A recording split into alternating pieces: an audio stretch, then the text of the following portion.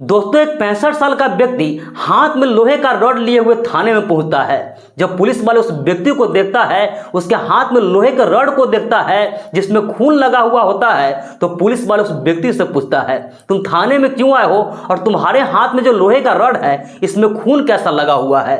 इस पर जो व्यक्ति होता है कहता है कि साहब, मैंने इस रॉड से अपने पत्नी का कत्ल किया हूं। जब पुलिस वाले उससे कत्ल की वजह पूछते हैं, इस पर जो कहानी सुनाता है उसे सुनने के बाद पुलिस वाले भी एकदम से हैरान रह जाते हैं। उसके भी अपने कानों पर यकीन नहीं हो रहा था कि भला ये व्यक्ति क्या बोल रहा है। वाकई में दोस्तों, आज की जो घटना है कहीं ना कहीं आप भी सुनेंगे तो आपको भी झकझोर के रख देगी।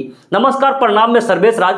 कहानी शुरू करूं इससे पहले आपसे एक छोटी सी गुजारिश है, आप प्लीज वीडियो को लाइक कर दीजिए, साथ ही साथ चैनल को भी सब्सक्राइब कर लीजिए ताकि मेरा हौसला बढ़ता रहे। तो दोस्तों, आज आपको जिस घटना की कहानी सुनाने जा रहा हूं, दरअसल ये घटना है बिहार के राजधानी पटना की। दोस्तों, पटना में ही एक थाना है बुद्धा कॉलोनी, और बुद्धा कॉलोनी थाने से कुछ ही दूर पर एक परिवार रहा करते थे। दोस्तों, उस परिवार में पति पत्नी के अलावा 2 बेटा और 1 बेटी थी। उस परिवार का जो मुखिया था उसका नाम था कैलाश दास और उसकी उम्र 65 साल थी। उसकी जो पत्नी थी उसका नाम राधा देवी था और राधा देवी का उम्र 55 साल थी। वही जो उसका बड़ा बेटा था उसका लगभग 22 साल था और उसका जो छोटा बेटा था वो 16 साल की थी। उसकी एक बेटी भी थी और जो कैलाश दास था वो मोटर मैकेनिक का काम करता था। तो सुबह 6 बजे के आसपास वो अपने काम पर चला जाता था और शाम के कभी 6 बजे तो कभी 7 बजे और कभी कभार तो 8 बजे आता था। लेकिन 29 अक्टूबर 2024 को जो कैलाश दास होता है एक लोहे का रॉड लिए हुए थाने में पहुंचता है। दोस्तों, उस लोहे के रॉड में खून लगा हुआ था और जब पुलिस वाले कैलाश दास को देखते हैं तो उससे पूछते हैं कि तुम थाने में क्यों आए हो और तुम्हारे हाथ में जो लोहे का रॉड है इसमें खून कैसा लगा हुआ है। तो कैलाश दास पुलिस वालों को कहते हैं कि साहब, दरअसल मैंने इस रॉड से अभी अपने पत्नी का कत्ल किया हूं। जब पुलिस वाले इस बात को सुनते हैं तो कहते वो तो ठीक है, लेकिन तुमने अपने पत्नी का कत्ल क्यों किया। इस पर पुलिस वालों को कहानी बताते हैं। वो कहते हैं कि साहब, मैं मोटर मैकेनिक का काम करता था, सुबह 6 बजे अपने काम पर चला जाता था और शाम में कभी 6 बजे तो कभी 7 बजे और कभी कभार तो 8 बजे अपने घर आता था। लेकिन जब अपने घर आता था मैं अपनी पत्नी को संबंध बनाने के लिए कहता था तो मुझे वो साफ साफ मना कर देती थी। पिछले 1 साल से वो न तो मेरे साथ सोती थी और न ही मेरे साथ संबंध बनाती थी और न ही मेरे से प्यार करती थी। मुझे लगता था कि धीरे धीरे सब कुछ ठीक हो जाएगा, लेकिन एक दिन जब मैं अपने काम पर गया था तो एसके मेमोरियल के पास मेरा एक्सीडेंट हो गया था। मेरे पैर में काफी चोट आई थी। मैं किसी तरीके से घर गया और घर जाने के बाद दरवाजा को नॉक किया। मैं जोर से बोल भी नहीं पा रहा था, लेकिन अंदर से कोई दरवाजा नहीं खोला, कोई आवाज भी नहीं आई। मुझे लगा कि ये लोग सो गए होंगे, इसलिए मैंने खिड़की से झांक के आवाज देने का कोशिश किया। लेकिन जब मैं खिड़की के पास गया और खिड़की से झांकने का कोशिश किया तो मुझे जो दिखाई दिया, मुझे खुद अपने आंखों पे विश्वास नहीं हो रहा था कि मैं क्या देख रहा हूं।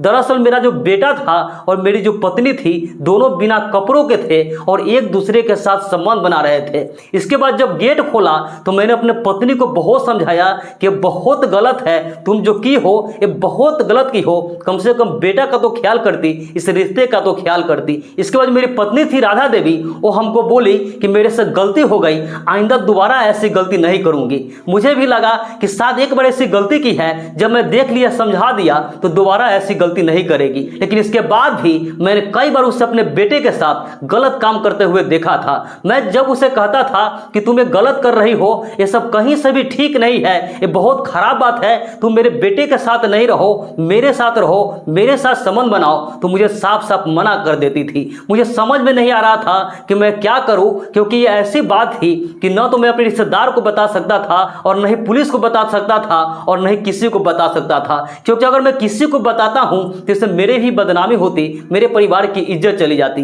लेकिन किसी तरीके से मैं घूट घूट को जी रहा था। मैंने अपनी पत्नी को बहुत समझाने की कोशिश की, यहां तक कि उसका पैर पकड़ लिया, पैर पकड़ कर बोला कि ये सब बहुत गलत है, तुम ऐसा गलती करना बंद कर दो। लेकिन इसके बावजूद भी वो मानने के लिए तैयार नहीं थी। वो मेरे साथ नहीं सोती थी, मेरे बेटे के साथ ही सोती थी। और फिर 29 अक्टूबर को जब वो मंदिर गई थी, घर पे कोई नहीं था और शाम में जो मंदिर से आ रही थी तो रास्ते में मेरी और उससे इसी बात को लेकर बहस शुरू हो गई। जब मैं उससे पूछा तुम क्या चाहती हो तो मुझे बोली मैं जीते जी अपने बेटे को नहीं छोड़ सकती हूँ। इसके बाद मुझे काफी गुस्सा आया, फिर भी मैं उसे प्यार से समझाया कि तुम बताओ 1 साल बीत गए हैं, 1 साल के बीच में न तो तुम मेरे साथ संबंध बनाई हो और नहीं मेरे साथ तुम रहती हो।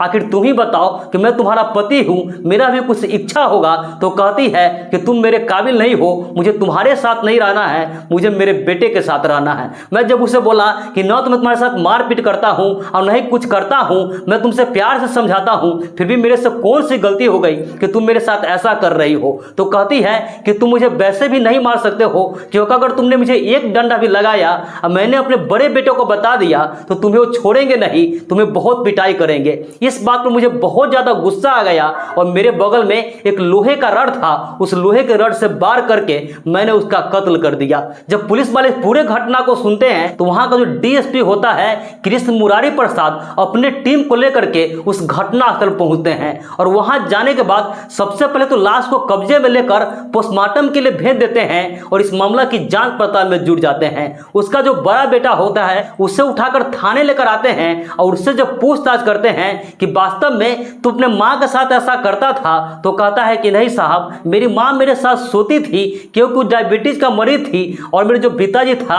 उसके साथ जबरदस्ती करने का कोशिश करता था तो मेरे पास आती थी और मुझे कहती थी कि तुम्हारे पिताजी मेरे साथ जबरदस्ती कर रहा है, इसलिए वो मेरे साथ सो जाती थी, लेकिन मैंने कभी उसके साथ कुछ गलत नहीं किया। इसके बाद दोस्तों उसकी जो बेटी होती है उसकी बेटी से पूछा जाता है तो उसकी बेटी भी कहती है कि यह बात सच है कि मेरी मां मेरे पिताजी के साथ नहीं रहती थी, लेकिन मेरे भैया उसके साथ क्या करते थे नहीं करते थे इसके बारे में मुझे कुछ भी नहीं पता है। हालांकि पुलिस वाले इस पूरे मामला की जांच पड़ताल कर रही है। जब सच्चाई पता चल जाएगा कौन झूठ बोल रहा है कौन सही बोल रहा है, इसके बाद कानून तय करेगी कि किससे कौन सी सजा मिलना चाहिए। लेकिन दोस्तों इस पूरे घटना पर आपकी क्या राय है, आप क्या सोचते हैं, कमेंट करके जरूर बताइएगा। बाकी पूरे घटनाक्रम सुनाने का उद्देश्य किसी की भावनाओं का आहत करना नहीं था, किसी का भी दिल दुखाना नहीं था, बस समाज में ऐसी घटनाओं से केवल आपको जागरूक करना था, सतर्क करना था। तो मिलते हैं ऐसे किसी नेक्स्ट वीडियो में, जब तक के लिए जय हिंद, वंदे मातरम।